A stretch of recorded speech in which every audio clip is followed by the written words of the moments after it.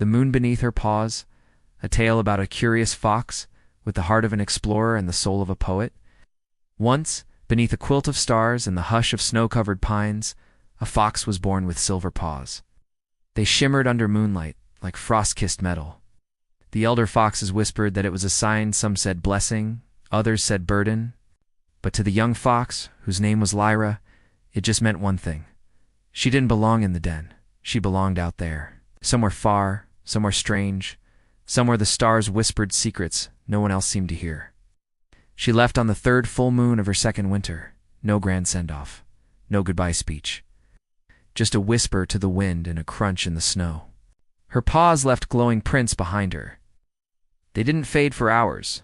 The world was vast and weird. She met an owl who hooted riddles in his sleep, a badger who carved poetry into bark with his claws, a squirrel who swore up and down that he'd once flown to the moon on a dandelion seed.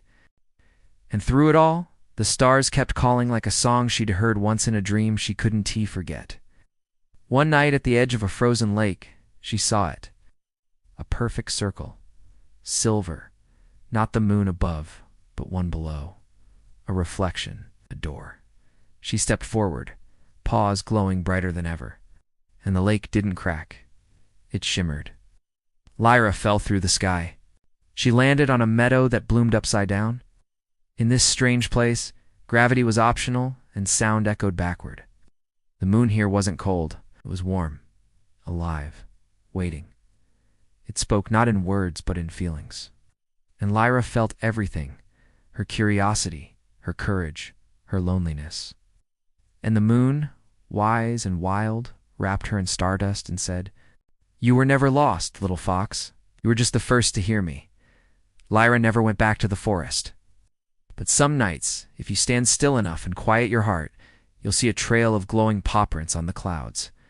And you'll hear a voice in the wind, half howl, half lullaby.